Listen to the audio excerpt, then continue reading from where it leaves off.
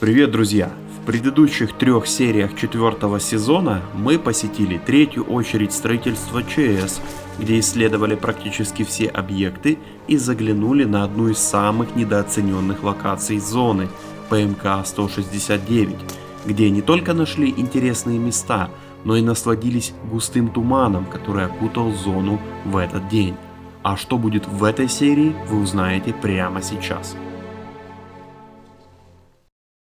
Друзья, всем привет и добро пожаловать в 4-ю серию.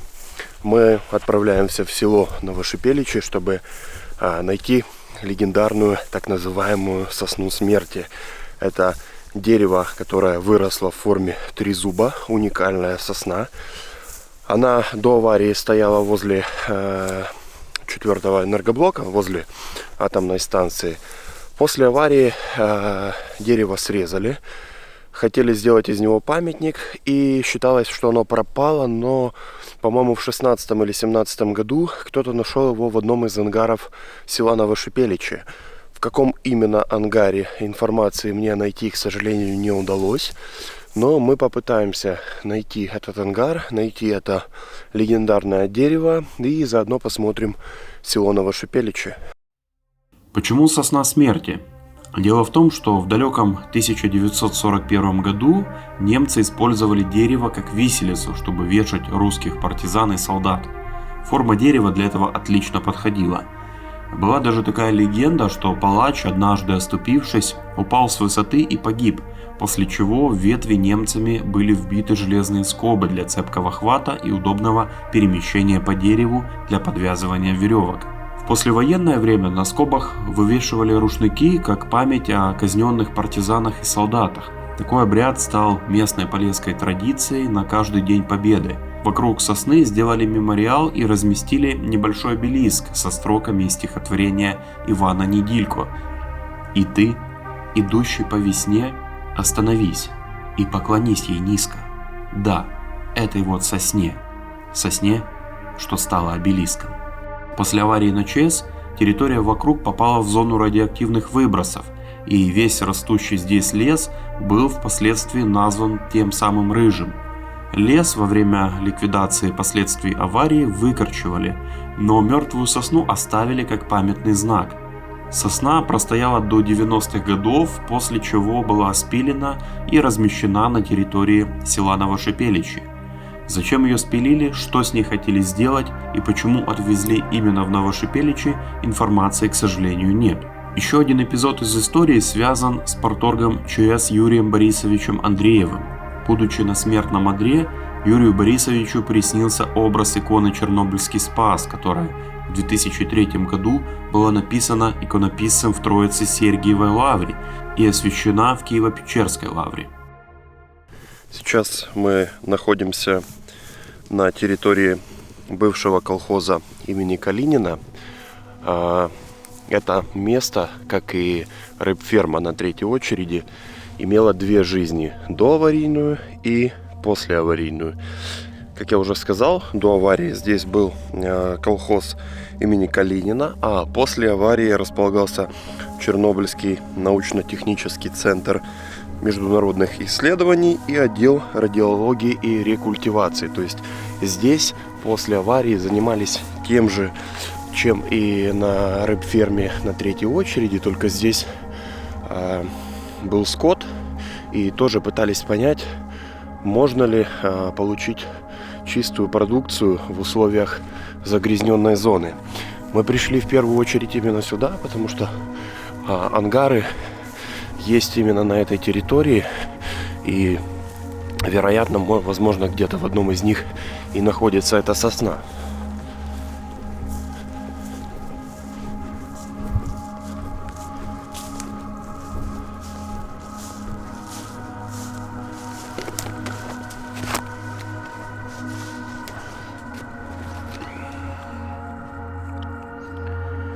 Тут пусто, идем дальше.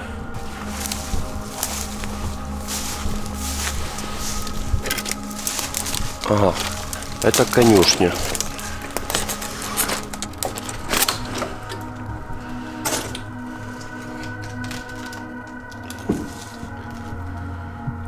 Дерева нет. Идем дальше. Здесь на территории этого колхоза порядка 10 объектов. Где-то, я думаю, в одном из них может быть это дерево.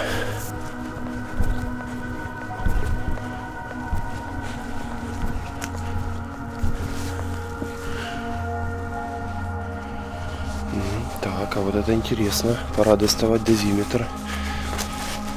Какая-то глина белая. Сейчас посмотрим.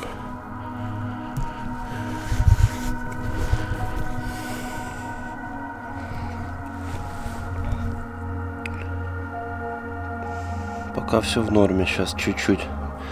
Секунд 30 должно пройти, чтобы он окончательно замерил.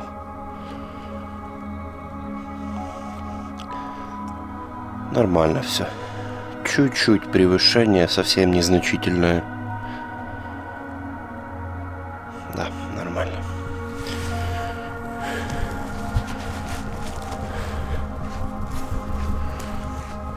Тоже похоже на какую-то конюшню, хотя тут вот стеллажи.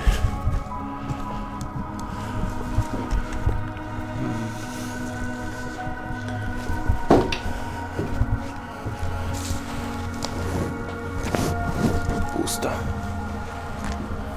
Да.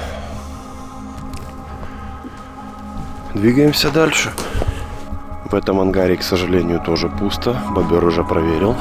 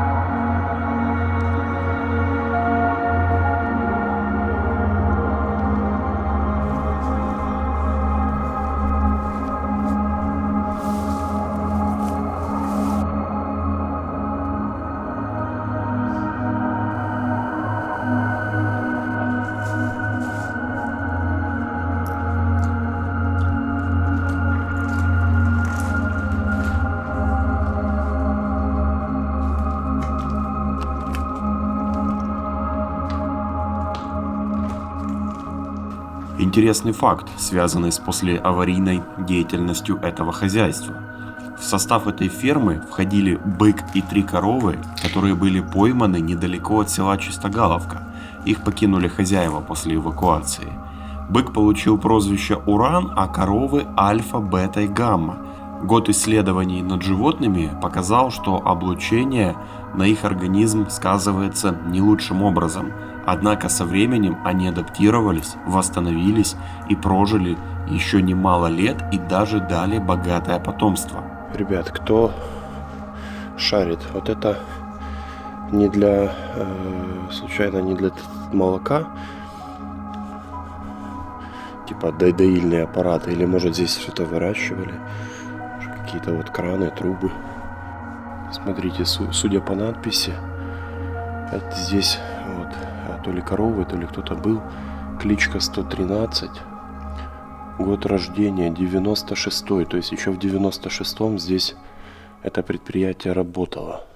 Вначале я не понял, почему на табличке в графе «Мать» написано «Бета», но теперь все стало на свои места. Помимо животных, на ферме проводили эксперименты и с калифорнийским червем, пытаясь понять, можно ли с его помощью очистить грунт от радиации.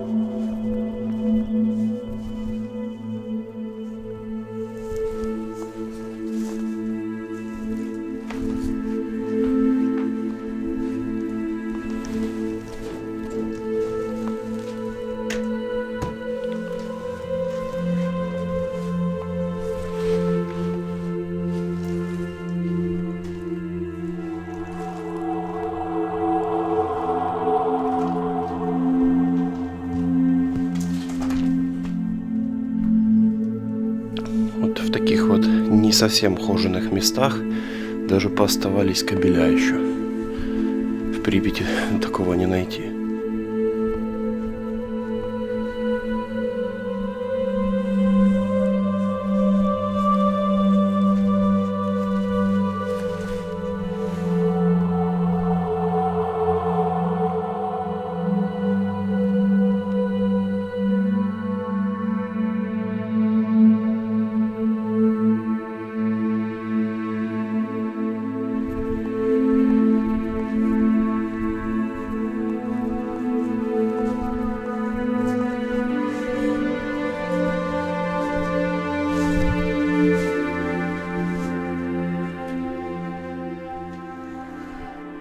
Вроде бы дерева здесь тоже нету, хотя надо пройти чуть дальше, посмотреть, там за зарослями не совсем видно.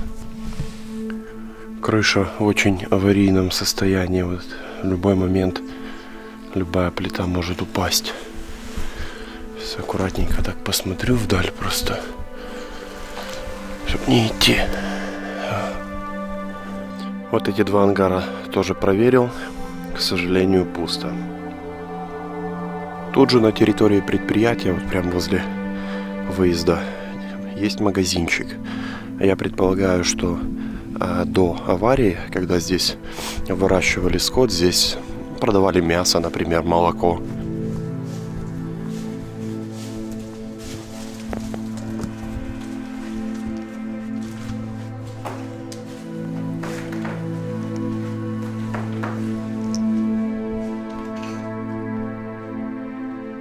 Що там?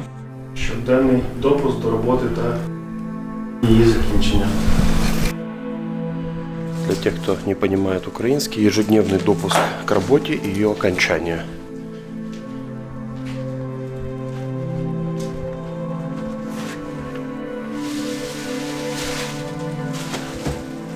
Хозяйство исследовали, к сожалению, здесь дерева мы не нашли, но в Новошипеличах есть еще какое-то предприятие. Там, по-моему, Бобер говорит, он видел ангары, но недалеко от КПП. Сейчас попробуем еще зайти туда и поискать там. Село Новошипеличи – одно из самых старых и крупных сел в Чернобыльской зоне. Поселение на этом месте существовало еще в XI веке. С 1935 по 1959 год село было районным административным центром. Известно, что в селе имелись средняя школа, дом культуры, библиотека, школа-интернат, столовая, детский сад, магазин. Работал деревообрабатывающий комбинат, швейное ателье, больница и пожарное депо. Также было несколько общежитий, в которых в свое время проживали строители Припяти. Скорее всего, большая часть этих зданий находилась как раз на ПМК, которую мы смотрели в прошлой серии, ведь ее второе название – поселок строителей Припяти. До аварии в селе проживало 1683 человека. Эвакуировали село 3 мая 1986 года. Интересно, что после аварии сюда вернулось двое жителей – Сава Гаврилович и Елена Дорофеевна.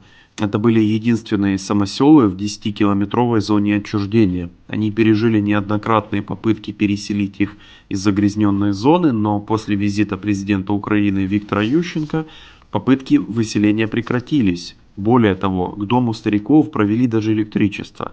Дед Сава, к сожалению, умер в 2014 году, а его супруга после этого переехала жить в Чернобыль. А вот это на асфальте следы полиции, которая катается на велосипеде по Новошипеличам. Поэтому, так как мы сейчас вышли уже на проезжую часть, будем смотреть в оба. Один, в данном случае я, смотрит внимательно вперед, а один, в данном случае Бобр, постоянно посматривает назад, чтобы не получилось так, что нам заедут в спину. Подходим к еще одному предприятию, где есть большие помещения и где в теории может быть дерево. Попробуем поискать его там.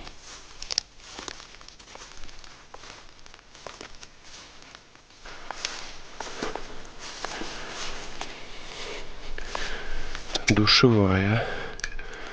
Только для сотрудников сельхоззага.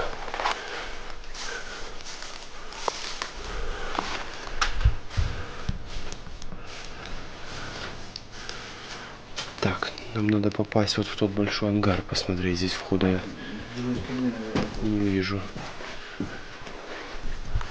Угу. Давай с другой стороны зайдем. Там у нас, смотри, еще раз большое здание и два большое здания. Вот сейчас 3 посмотрим. Еще раз. Блять, тут либо клуб, либо какая-то хрень, либо школа. В Новошепеличах в любом случае что-то такое должно было быть. Ну-ка, аккуратно.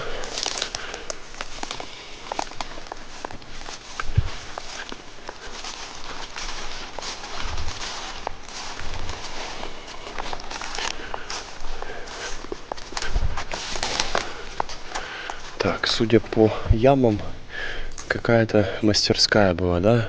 СТО или что-то такое. А там кабинет, наверное, был.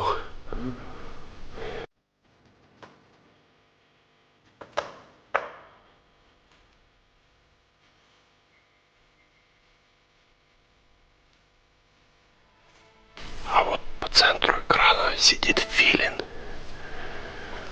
Сейчас попробую подойти поближе. Я не знаю, может он просто там спит.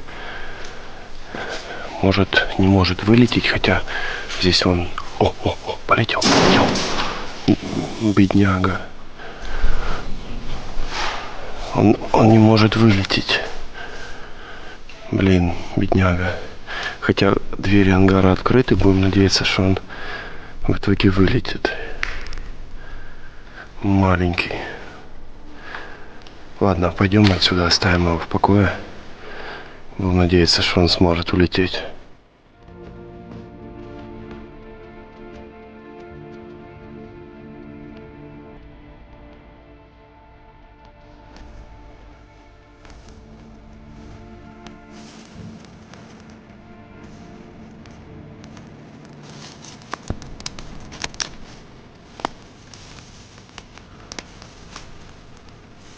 Пусто.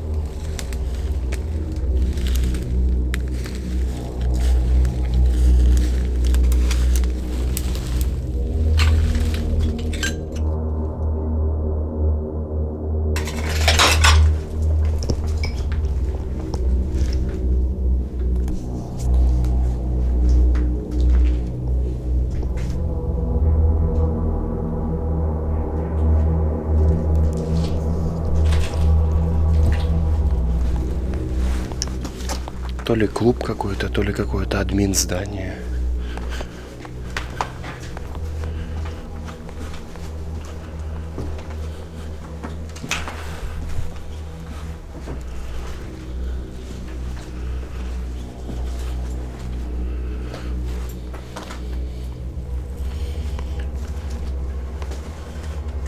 Опа, архив какой-то.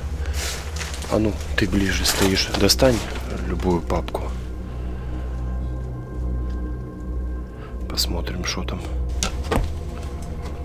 Дело, номер. Так, 1980 год.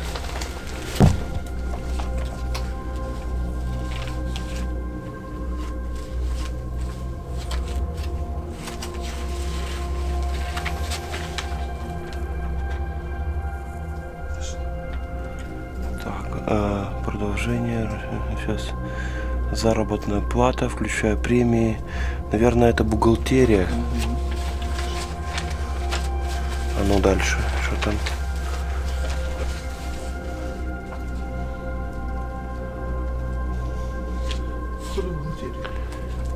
Да. А ну, разверни вот так, стой, вот этот покажи. Погашено, ага, так. Наряд, производство. Лескозавк, угу. Ничего не разобрать, что написано.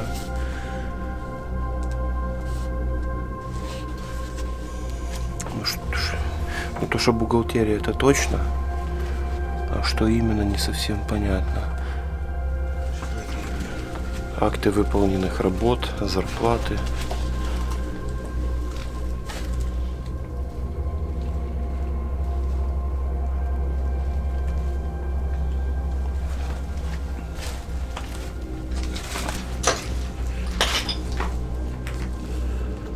Нормально.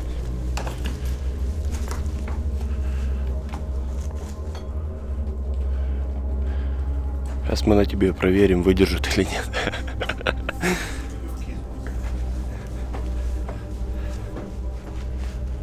Так. А ну-ка, что у нас тут? Центральный институт типовых проектов. Газстрой СССР, киевский филиал. Одноэтажных жилых домов для строительства в селах Украины. Проект. 4-квартирный жилой дом с 3-комнатными квартирами 2 уровней. Прикольно. Вот